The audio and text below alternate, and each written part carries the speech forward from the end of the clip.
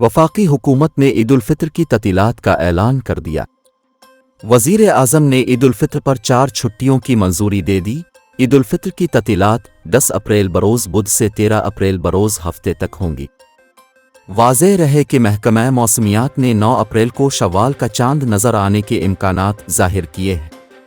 महकमा मौसमियात ने ईद उल फित्र के चांद के हवाले से पेशगोई करते हुए कहा है कि नए चांद की पैदाइश 8 अप्रैल को रात 11:21 पर होगी और 9 अप्रैल को चांद नज़र आने के इम्कानात हैं।